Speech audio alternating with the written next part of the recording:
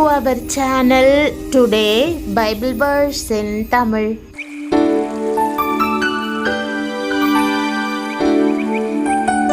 இன்றைய வசனம் ஓசியா 11ஆம் அதிகாரம் 8ஆம் வசனம். கிறிஸ்துவுக்குள் பிரியமானவர்களே, கர்த்தர் இன்றைக்கு உங்களிடம் ஒரு கேள்வி கேட்கிறார். அது உங்கள் இருதயத்தை உருக்கும். கடைசி வரை கேளுங்கள், உங்கள் வாழ்க்கை மாறும். எப்பிராயீமே, நான் உன்னை எப்படி கைவிடுவேன்? இஸ்ரவேலே, நான் உன்னை எப்படி ஒப்பு கொடுப்பேன் என்ற வாக்குத்தத்த வசனத்தை இன்று நாம் தியானிப்போம். இது வெறும் வசனமல்ல, இது கர்த்தரின் இருதயத்திலிருந்து வரும் ஒரு அழுகை. எப்பிராயீமே, நான் உன்னை எப்படி கைவிடுவேன்? இந்த கேள்விக்கு பதில் என்ன என்று கடைசியில் கூறுகிறேன். முதலில் இந்த வசனத்தின் ஆழத்தை புரிந்து கொள்வோம். எப்பிராயீமே, இஸ்ரவேலே என்ற பெயர்களுக்கு பதிலாக நம் பெயரை எழுதி நம் அருமை ஆண்டவர் சொல்லி நம்மை பார்த்து, என் மகனே, என் மகளே, உன்னை நான் எப்படி கைவிடுவேன்? உன் நிமித்தம் என் உள்ளம் பொங்குகிறது என்று சொல்லுகிறார். ஆம், நம்மை நேசிக்கிற நம் ஆண்டவர் எவ்வளவு அன்புள்ளவர். யோசேப்பின் இரண்டாவது மகனின் பெயர் எப்பிராயிம் ஆகும். யாக்கோபு யோசேப்பின் பிள்ளைகளை ஆசிர்வதித்த போது இளையவனாயிருந்த எப்பிராயிமுக்கு தான் முதலிடம் கிடைத்தது. இஸ்ரவேலர் கானான் தேசத்தை சுதந்தரித்த போது எப்பிராயிம் கோத்திரத்திற்கென்று தனியாக பங்கு நிலங்கள் வழங்கப்பட்டன. பின்னர் இந்த கோத்திரம் இஸ்ரவேல் ராஜ்யத்தின் பலனாக விளங்கியது. ஏன் கர்த்தர் எப்பிராயீமை மிகவும் நேசித்தார்? கர்த்தர் எப்பிராயீமை பார்த்த போதெல்லாம் யோசேப்பு சிறுமைப்பட்டிருந்த நாட்களை நினைவு கூர்ந்ததே அதன் காரணம். யோசேப்பு குழியிலே போடப்பட்டதையும், எகிப்திலே அடிமையாய் விற்கப்பட்டதையும், போத்திபாருடைய வீட்டிலே அநியாயமாய் குற்றஞ்சாட்டப்பட்டதையும், கடுமையான சிறை தண்டனை அனுபவித்ததையும் கர்த்தர் கண்டார். சிறுமைப்பட்டவன் மேல் சிந்தையுள்ளவன் பாக்கியவான் என்று வேதம் சொல்லுகிறபடி சிறுமைப்பட்டிருந்த யோசேப்பை நினைத்தவராய் கர்த்தர் எப்பிராயீமை ஆசிர்வதித்தார். இன்றைக்கு கர்த்தர் நம்மை ஆசிர்வதிக்க காரணம் என்ன?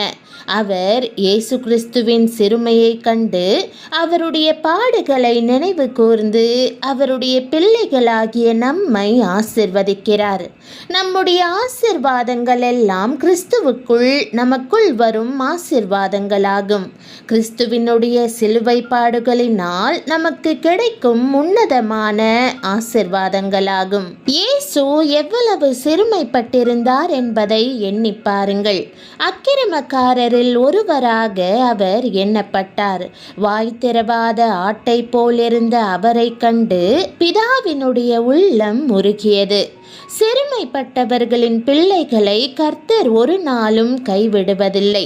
நீங்கள் சிறுமைப்பட்டு போனீர்களோ, சத்துருக்களால் நெருக்கப்பட்டு போனீர்களோ, எல்லா பக்கங்களிலும் நிந்தனைகளையும் அவமானங்களையும் அடைந்திருக்கிறீர்களோ, இதோ கர்த்தர் உங்களை ஆட்சி தேற்ற வருகிறார். அவர் உங்களை எப்படி மறப்பார்? உங்களை எப்படி கைவிடுவார்? பிரியமானவர்களே, இந்த வசனத்தில் 2 ஆழமான கேள்விகள் இருக்கின்றன. எப்படி கைவிடுவேன் என்பது முதல் கேள்வி.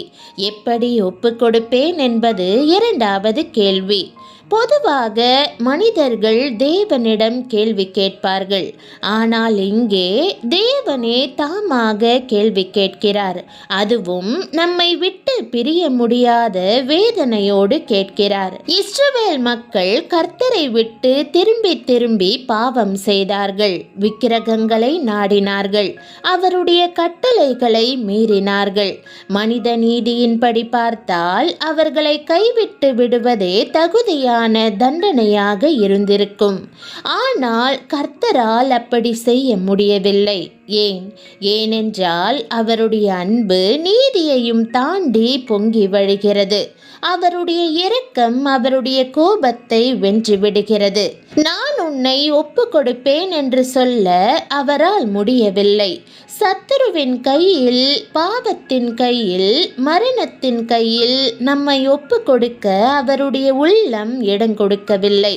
இதுவே நம்முடைய பாதுகாப்பின் அஸ்திவாரம். நம்மை காப்பவர் நம்முடைய நற்கிரியைகளை பார்த்து காப்பவர் அல்ல, அவருடைய அன்பின் காரணமாகவே காப்பவர். பிரியமானவர்களே, நீங்கள் சிறுமைப்படும் போதெல்லாம் கர்த்தர் உங்களுடைய பட்சத்தில் நிற்கிறார் என்பதை மறந்து போகாதிருங்கள். அவருடைய அன்பு கரங்கள் உங்களுடைய சிறுமையை மாற்றி உங்களில் ஆசிர்வாதத்தை பெருக பண்ணிவிடும். திடன் கொண்டு பலனுள்ளவர்களாயிருங்கள். பிரியமானவர்களே, நீங்கள் எத்தனை முறை தவறி போனாலும், எத்தனை முறை விழுந்தாலும் கர்த்தருடைய இந்த கேள்வி இன்றும் ஒலிக்கிறது: நான் உன்னை எப்படி கைவிடுவேன்? இப்போது நீங்கள் புரிந்து கொண்டீர்களா? இது ஒரு கோப வார்த்தை அல்ல, இது ஒரு அன்பின் அழுகை. கர்த்தரால் உங்களை கைவிட முடியவே முடியாது. ஏனென்றால் அது அவருடைய இயல்புக்கே முரணானது. உங்களை விட்டு எல்லோரும் போனாலும் உங்களை விட்டு தேவன் போக மாட்டார். அவருடைய கரங்கள் இன்னும் திறந்தே இருக்கின்றன. அவருடைய அன்பு இன்னும் வற்றாமல் ஊறிக்கொண்டே இருக்கிறது. அவர் உங்களை ஒரு நாளும் ஒப்புக்கொடார், ஒரு நாளும் கைவிடார். இந்த செய்தி உங்கள் இருதயத்தை தொட்டிருந்தால் கீழே கமெண்டில் கர்த்தர் என்னை கைவிட மாட்டார் என்று விசுவாசத்தோடு எழுதுங்கள். இந்த செய்தியை இன்று மனமுடைந்திருக்கும் ஒருவருக்கு ஷேர் செய்யுங்கள். இன்று நீங்கள் தனியாக இல்லை என்பதை கர்த்தர் உங்களுக்கு நினைவூட்டுகிறார். உங்களை மறந்து போன உலகம் இருந்தாலும் உங்களை மறக்காத தேவன் உங்களோடு இருக்கிறார். கர்த்தருடைய அன்பு உங்களை ஒரு நாளும் விட்டு போகாது. கர்த்தர் உங்களை ஆசிர்வதிப்பாராக. ஜெபம். அன்பின் பரலோக பிதாவே, இன்று இந்த வார்த்தையின் மூலம் எங்களோடு பேசினதற்காக உமக்கு நன்றி செலுத்துகிறோம். நான் உன்னை எப்படி கைவிடுவேன் என்று கேட்கிற உம்முடைய அன்பின் சத்தத்தை எங்கள் இருதயம் இன்று கேட்கட்டும் ஆண்டவரே. கர்த்தாவே, சிறுமைப்பட்டு கண்ணீரோடு வாழ்கிற உம்முடைய பிள்ளைகளை நினைத்தருளும். மனிதர்களால் மறக்கப்பட்டவர்களை நீர் மறக்காத தேவன் என்பதை அவர்கள் அனுபவிக்க செய்யும். நிந்தனைகளால் உடைந்த இருதயங்களை தேற்றும். சத்துருக்களால் நெருக்கப்பட்டவர்களுக்கு விடுதலை கொடும். நான் உன்னோடு இருக்கிறேன் என்ற உம்முடைய சத்தம் அவர்களுடைய உள்ளத்தில் வல்லமையாய் ஒலிக்கட்டும். ஆண்டவரே, தள்ளப்பட்டவர்களை தூக்கி நிறுத்தும். இருளில் நடக்கிறவர்களுக்கு உம்முடைய வெளிச்சத்தை அனுப்பும். பலவீனப்பட்டவர்களுக்கு புதிய பலனை கொடும். இன்று வரை அழுதவர்களின் வாழ்க்கையில் புதிய நம்பிக்கையை பிறக்க பண்ணும். இயேசுவே, சிலுவையில் நீர் அனுபவித்த பாடுகளினால் எங்களுக்கு கிடைத்த கிருபைக்காக நன்றி. எங்களை ஒரு நாளும் ஒப்பு கொடுக்காத தேவனே, பாவத்தின் கையிலிருந்தும், பயத்தின் கையிலிருந்தும், சத்துருவின் கையிலிருந்தும் உம்முடைய ஜனங்களை பாதுகாத்தருளும். கர்த்தாவே, இந்த செய்தியை கேட்கிற ஒவ்வொருவருடைய வீட்டிலும் சமாதானம் நிலவட்டும். அவர்கள் வாழ்க்கையில் மூடிய கதவுகள் திறக்கப்படட்டும். நீண்ட நாட்களாக காத்திருக்கிற அதிசயங்களை அவர்கள் கண்கள் காணச் செய்யும். அழுகையை சந்தோஷமாக மாற்றும். அவமானத்தை ஆசீர்வாதமாக மாற்றும். சிறுமையை சாட்சியாக மாற்றும். கர்த்தாவே, கைவிடப்பட்ட இடத்திலிருந்து உம்முடைய பிள்ளைகளை நீரே உயர்த்த போகிறீர் என்பதை விசுவாசிக்கிறோம். சத்துரு முடிந்தது என்று நினைத்த இடத்திலேயே புதிய ஆரம்பத்தை நீர் கொடுக்க போகிறீர்.